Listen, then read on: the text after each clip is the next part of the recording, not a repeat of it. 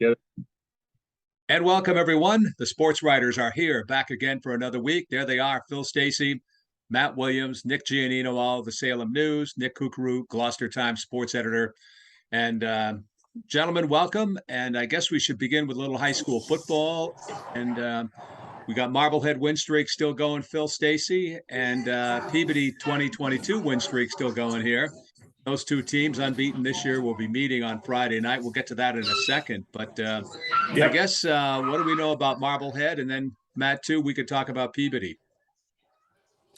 Yeah, I mean, Matt might be Matt saw them Friday night, Marblehead, and then we both were at the Peabody game on Saturday. So maybe he wants to talk about Marblehead, start on Peabody, and then I can pick up Yeah, on. okay. Sounds good. Okay. I mean, I think, Marblehead is 3-0. They've won 23 in a row. I think that they've played closer games than people would have expected, right? I mean, I don't think anybody expected Linfield to be close to them, and they were 12-7 against North Andover, which I was personally surprised it was that close. I know our colleagues at the Boston papers both picked North Andover, which I was floored by. Marblehead Enough so that you texted me and like worried, like, "Hey, they picked North Andover." I'm like, "Yeah, well, okay." I mean, Marblehead didn't play that poorly defensively. I didn't think they played that great offensively. But Connor Cronin to the rescue, right? I mean, it's one of those things I wrote about a little bit in the story, but you got to figure coming into the game, every defensive coach is saying, "Hey, don't lose number 22." And that's that. Like you had one job, right? And somehow this guy just finds holes in defenses for Hail Mary touchdown. I mean, I don't know how that's possible, but he does it. And he switches up his cadence. He switches, maybe he doesn't run as hard as he can. Maybe he makes his cut a little bit later to try to let the coverage develop first. And you got to credit Miles O'Neill for keeping his footwork alive in the pocket, hanging in there and delivering the ball. I mean, Coach Rudloff said as a control free coach, you don't like to see that happen. You want to just have your 3-step drop, boom, get rid of the ball. But there's just something about Cronin, and he's been doing it in long distance to go situations too. So you really kind of have nothing to lose on 3rd and long, right? Like 4th and long, trying to buy some extra time to get rid of the ball.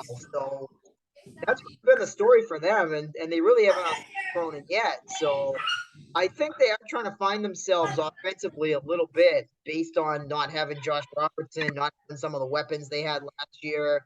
Your James Duties and et cetera. Obviously, they're down receivers with injuries to Danforth and Palmer, which doesn't help. I thought Ryan Camos did a really good job filling in that role. He had his first touchdown this past weekend. I think Keough is a weapon, running crossing patterns over the middle. He can jump up and ball from people. I personally, just from my own observations, I think there are times when Marblehead's trying to run a little bit of calculus offense when maybe they'd be better off simplifying and doing a little bit of algebra with the personnel that they have. I've not seen them beat people pre-snap like they did in the past, but that's okay, right? I mean, sometimes you just beat them straight up, beat them physically. You don't have to trick them and have the play wide open. You just kind of do it the old-fashioned way, if you will. And so I don't know. I mean, we go into this game. I think it's a big game. I think it's going to be a big crowd. I think it's probably the most exciting game that we're going to see in the Northeastern Conference all year long. I would defer to Phil on Peabody just because we've seen that I'm a little bit scarred by the games that they've lost over the years. I mean, I think I was underselling them on the podcast last week, sort of afraid of Beverly for them. So maybe getting that sort of out of town feel from Phil on what they look like, and he's seen Marblehead too, obviously. So I just wonder if Marblehead is sort of playing things close to the vest a little bit. I mean, Coach Rudloff, I won't share the quotes themselves, but he more or less read his team the riot act after the game, was very displeased with the way that they played. And, not that that's anything new for him, but, I don't think there's any way that they're not going to be up for this game. Captain Cronin gave the team a little speech after Rudloff's speech, and his was much more upbeat and, the speed of Peabody, about how they're going to have to prepare for that. I mean, these teams know each other from the 7-on-7 summer. receiver groups are very friendly. There's a very deep mutual respect there. So, I mean, we can get into the matchups if that's what we want to do. But I mean, that's really what I've seen from Marblehead so far. Sorry, just getting one of my dogs settled here next to me. Well, I think first and foremost, Marblehead's the king until somebody knocks him off. And to think that they are going to be nervous or skittish or fearful or anything like that, I think would be foolish. They've played a ton of big games. It's week 4. They're at home. They've been through this drill plenty of times. I also think they probably have showed on film through the first 3 games very little of what they may show Friday night against Peabody. I think we're probably going to see a heavy dose of Connor Cronin if the game situation dictates that he be used in that way. I don't think he's carried the ball more than a half dozen times already this year. I know he's been used as a wideout, but we really haven't seen him lug the ball out of the backfield too much. I think he may get a lot more volume on Friday night, especially if it's an attempt to work the clock and ball control. Certainly he can break one, but if they're trying to work the clock against Peabody in that quick strike offense, they may choose to pound it away with Connor. So I think we'll see a lot more of that. Having said all that, super impressed with Peabody. Legit, top to bottom. I know some people say that, they skirted this team. They're not playing us this year, or they're not playing that team, or whatever. They're in the South, or they're in the Lynch division. You can throw all that out the window. They are a legit team. Powerful up front. I mean, we know the weapons that they have. Shay Lynch, who I always saw his Twitter as Shay Lucky Lynch. And I thought that was a nickname. So I asked him about it after the game the other day. He said, no, that's my middle name is Lucky. I'm like, you kidding me? He said, no, my middle name is really Lucky. So I think it's a cool story for a kid who's, he's been playing lights out. He directs that offense very, very well. He's got a fleet of talented receivers to throw to. Unbelievably impressed with Eli Batista. Tremendous wheels. Gets open in space, can make a yard out of an inch simply by, with his athleticism and speed. Great juke moves. Danny Batista is a special player, I think. Jace Dooley had a really big game, 88 touchdown the other day. Danny Barrett. Barrett. Danny Barrett, yeah. Say Barrett, right? Yeah, Barrett. No, you said Batista, but that's the other kid. No, I said Batista, and then I thought I said Barrett. Dooley was what you said, but yeah, I mean, Barrett had one touchdown, not as many as the other guys in this particular game, but I mean, they go. Phil, I think it was your dog that said that. Yeah, it might have been. Yeah. You talking there, Phoenix? Batista, the speedster. Barrett, unbelievable, really impressive player, and Dooley had a real special game. We know what he can do. And why am I forgetting the fourth receiver, Willie, too? Ridley. Ridley, didn't have, maybe as big a mark as those other 3 on Saturday, but you can tell he's got evident skills there. What really impressed me, though, was the line and front 6 of PD defensively in that, what would you call that, Willie? Like kind of like a stack that they play? It's like a nickel, 3-3 nickel type of thing. Yeah, with 5 defensive backs. Let's get after it. There's some undersized guys up there like Lender and Paulino. As Jeff Hutton, the belly coach, said to me after the game, our linemen shouldn't be getting beat by 2 guys wearing skill numbers, meaning in the 20s. And they're playing on the line, nose guard and defensive tackle? I want to know, defensive end? Pinto, yeah. I mean, that'd be interesting to see if they stick with that, because they've had different form of Beverly's offense being pull heavy with the guards. Sometimes they only run one of those guys. They got a 330-pounder in the sophomore Matt Nicola that they'll put in against the bigger teams. And the senior, the junior Remy Andino is a bigger guy on the offensive side. He can go both ways if they want more weight in there. So they have options, certainly. It'll be interesting to see what Marblehead does. I mean, I think there's a little bit of a chess match there, and I think pressure wise, I mean, like Marblehead doesn't have guys that can run with those four receivers for 10 seconds. I don't think anybody in the Northeastern Conference does, but Marblehead has guys that can make sure Shay Lynch have 10 seconds to find these guys, right? So to me, that's the game. And whether the Marblehead lays lines straight up or whether Jim Rudloff is scheming up pressure, which, I mean, there's nobody, on the North Shore better at scheming up that pressure than Rudloff is, right? So that's really going to be the game is can Well, that's exactly right. And what kind of game plan that Mike Giardi is going to come up with offensively for the Magicians too. I mean, there's bound to be some wrinkles. And, we felt this almost all last year and maybe even a little bit this year, like they hold back a little bit until the games get important. Well, you know what? I would term this for them an important game. I mean, probably, it's been at least a couple of years, maybe 3 years, the 2019 season since they've had a legit regular season game. I mean, I know the Swampscott games, especially, last year was an epic, 10-0, but it wasn't, both teams were going to the Super Bowl and all. But this is a legit challenge to Marblehead. They've risen to almost every one in recent times. Can they rise again? It's going to be a great challenge to find out. I would just say, do not take Peabody lightly. This is not, the Peabody from 5 or 10. No, I would agree with you on really that. I don't legit good football. I say let's looking at the clock here. Let's move on. We got to bring the Knicks in here. I don't know if Nick Kukuru has any animals with him tonight or not. But Nick, what can you share with us? Then we'll go to Nick Giannino from football from the weekend or looking ahead even. Yeah, I mean, Manchester Essex 3-0, another win over a CAC large team. That was actually a very good game from, looking at, talking to Coach Joe Grimes, looking at their box score. They won 34-7 over Greater Lowell, but, total offense was even, both at about 310 yards.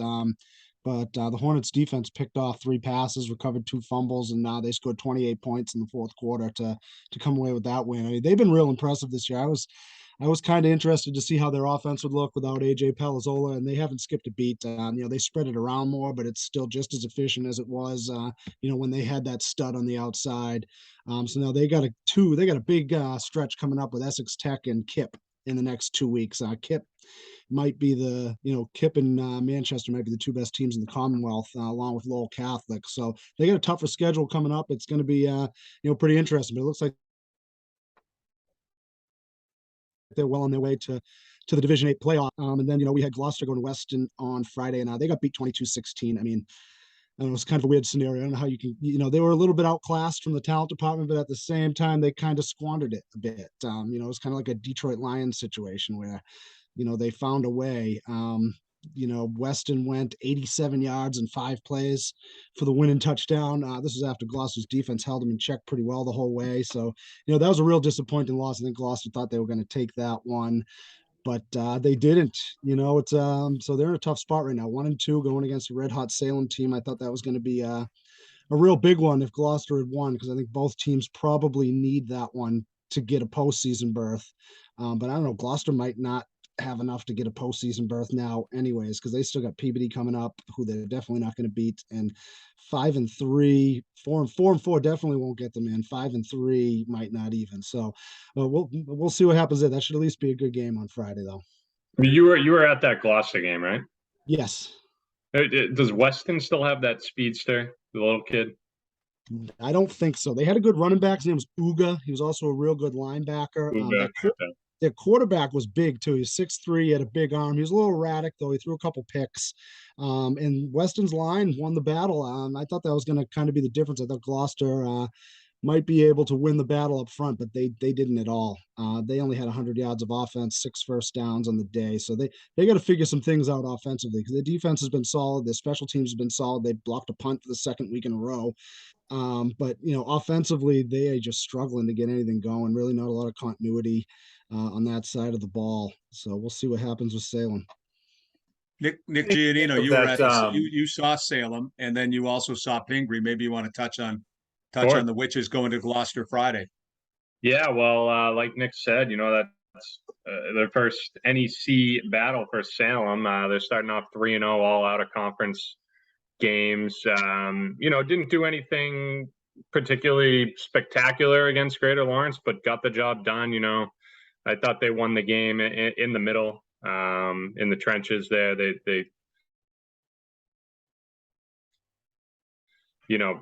Greater Lawrence is very predictable, I guess you could say.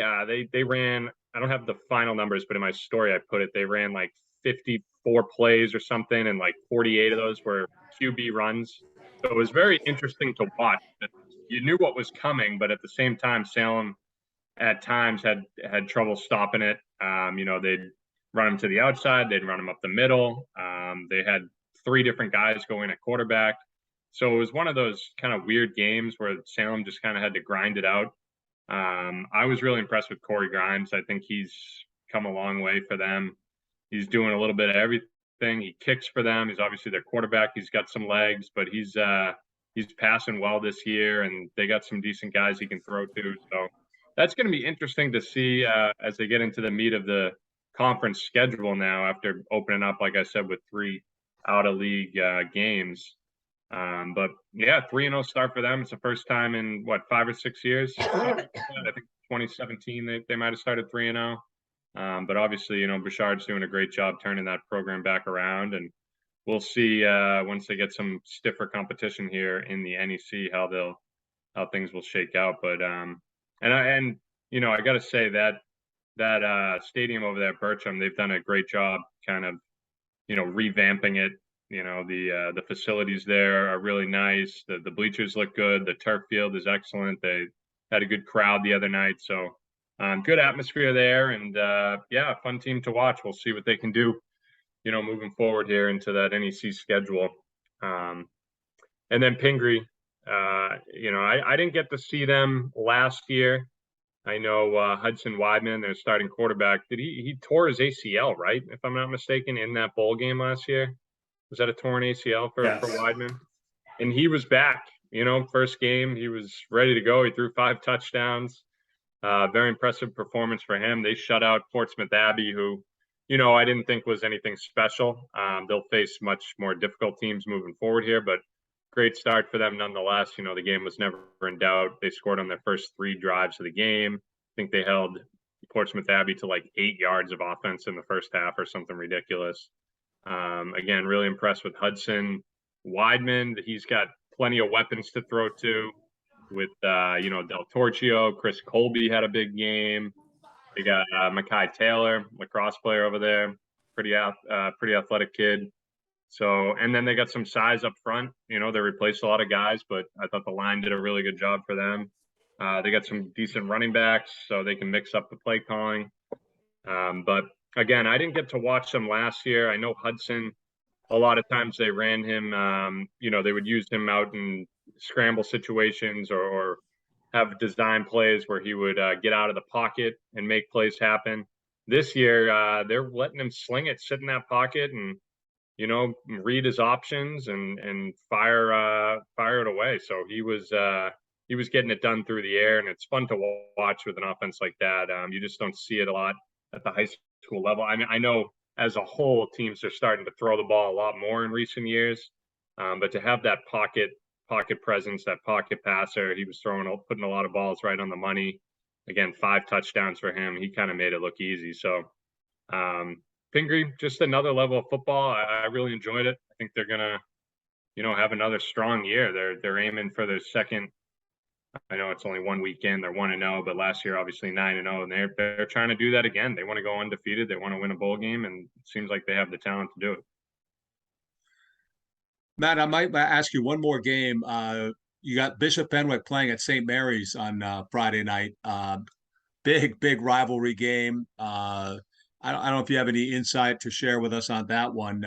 Fenwick coming off a win over Swampscott, and St. Mary's had the 2-point win over Feehan last weekend. Huge. So I would, I would direct people to Twitter to watch the video of Aiden Breen's. I don't know if you'd call it an interception return or a fumble return. I guess it went in the books as a fumble return, but with about a minute left in the game, Swampscott's driving in a 7-0 game for the tying touchdown, and he comes on a blitz, breaks through the line. The quarterback tries to throw the ball, and he just envelops the ball, takes it away from him. I mean, I guess technically it wasn't he didn't pass it just yet. So I guess it was a fumble. I mean, he just took the ball right away and raced 80 yards the other way for a touchdown. And, when you watch the video, you got to credit Zach Ryan, the Swampscott quarterback, because he almost caught him. I mean, he turned around and almost ran him down. But, I mean, what a play in a 7-0 game. And Breen had a dozen tackles. I think he had a dozen tackles before. I mean, this guy's come out of nowhere to become the defensive demon of the North Shore so far this season. And, St. Mary's looks good. I mean, I know, high marks for Dave Brown as always. I mean, anytime you beat Fian, that's an impressive feat.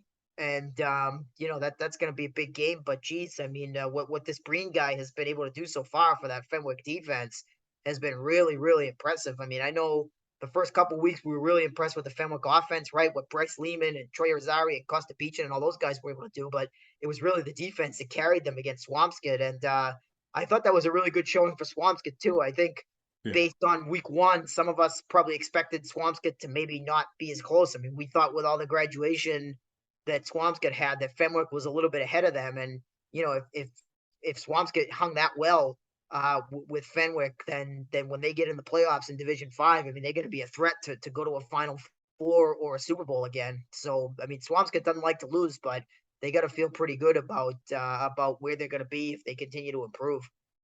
Yeah, that's a good point. I'm looking at the clock. Let's just jump around and do some other sports or other things from your area. Nick Kukru, why don't I bounce back up to you and share anything something other than football? Sure, yeah. I mean, big starts in my area, Gloucester boys soccer. They lost for the first time last week to Peabody in a great game between two very good teams, and they bounced back and won 6-0 over Pentucket. So they're 7-1 on the season. They're looking very, very good as a Division III playoff team. I know Division III is tough, but they look like they've reloaded and they've already ran through everybody in the NEC Lynch division already. And Gloucester field hockey had a big bounce back. They thought what they called it their worst game in a while. It was a 1-0 win over Peabody.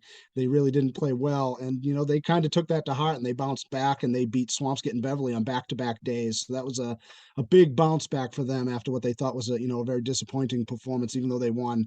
So they're 7-1 as well. So those are the two teams kind of lead my area. And I know Gloucester plays Danvers on Tuesday night in Danvers for field hockey. So that should be a big game. They're chasing Masco and Danvers. They've been a little bit a notch below them the last couple of years. So they're looking for a point there to kind of jump up back into the elite. Phil and I both saw Danvers and Masco last Friday before the football game. Phil saw the football game. I didn't. I watched the video of the head game and so on Friday night, but most of it. But that game was on grass over at Masco. So when they rematch later on in the year, be on the turf. So those teams. Then that ended in a 2-2 tie. So both teams coming in 5-0, both walk out 5-0-1. That's just our field hockey update. Nick Giannino, anything else from you? No, not really. I think that covered it. I do want to say I think I used the word decent to describe the Pingree running backs, and they deserve more credit than that. I thought they were excellent. Jonah Richardson and Matt Terrio primarily were the ball carriers for Pingree, and they deserve more credit. I thought they played well. In terms of soccer, just quickly, boys soccer, we got St. John's Prep still undefeated. They had a tie last week. Can't remember who it was to, but still no losses for them. Beverly's starting to kick it into gear a little bit. They got a couple wins in a row. And Peabody, still very impressed with Peabody. They're scoring a ton of goals. So that's a team to look out for. They'll be rematching with unbeaten Masco here in a couple weeks. So that'll be one to look forward to. Those are probably two of the top teams in the NEC, along with, Gloucester. Yeah. Matt Williams, anything else from you other than football? I would say just on the girls soccer front, the Beverly girls playing very well. They've won 4 in a row. Grace Fitzgerald, I've been really, really impressed with as a playmaker. She's doing a great job, 5 assists. Izzy Sullivan, 5 goals and 5 assists. So those two are doing a wonderful job up there for Beverly. They lost a tight opener to Masco and they've won every game since. And big week for them. They go to, they host Saugus Monday. Visit Peabody on Wednesday in a mental health awareness game. The teams will be wearing green socks for mental health. Both teams will be. So shout out to the good cause there. And then Friday, they get a rematch with Masco. So Masco, obviously undefeated, really hasn't been tested besides that 1 goal game, that's the closest game. They've won every other game by 2-3 goals on average, even against MVC teams like Andover. So we'll see if Beverly can keep that win streak going. But been really impressed with the Panther girls. The way they've played the last week and a half. I have some breaking news to report. Is it the Celtics, Nick? It's not the Celtics basketball, though. Basketball. Okay.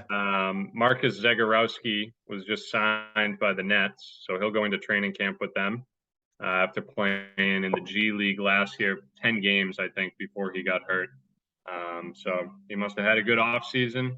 He was a second-round pick a couple years ago and trying to find a home here in Brooklyn. Like I said, he'll go into training camp. I believe there's 19 guys on Brooklyn, so he'll fight for a roster spot there. But, yeah, that just broke on Twitter. So yeah, that's nice. Yeah. I was going to say, like, oh, Zagorowski news just broke. And then I looked and I was reading your tweet, Nick. Yeah, there you go. I'm a multitasker over here. I'm like Woj when he's, on the air tweeting away. Do you have any Celtic background for us to share with us? You got any insights? Well, media day is tomorrow, so that should be very interesting. I'm going to head into Canton for that. I imagine that they're going to limit the questions, if not, ban them entirely about Udoka and the coaching situation. But why? What'd he do? Yeah. So we don't know anymore at this point. The only way that we're going to find out more is if someone else leaks the information, because the Celtics aren't saying a word. It's dead at this point. He's out for the year.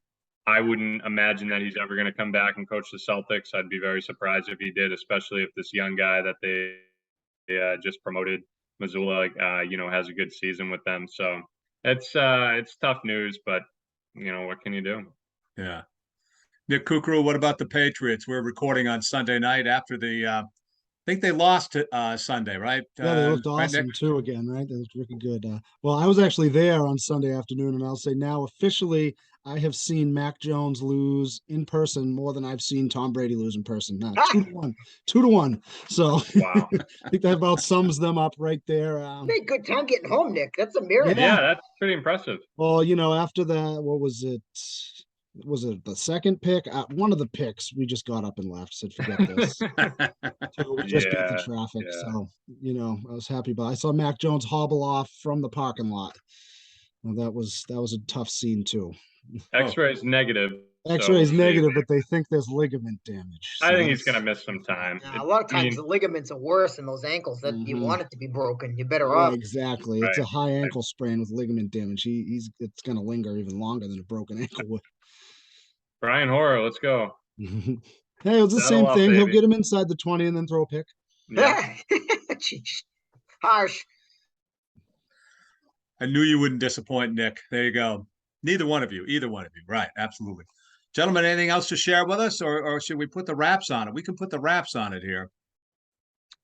That's good. Golf. Last question. Golf. Have you been golfing, Nick, at all or not? I golfed today. Yeah. Golf today. Yeah. First time in like 3 weeks. I haven't been able to get out there much, but yeah, it was fun, up and down round. That's how it goes these days. But yeah, it's good to get back out there. Sounds good. All right, gentlemen. Great talking with you, and we will talk again soon. Thanks, Bill.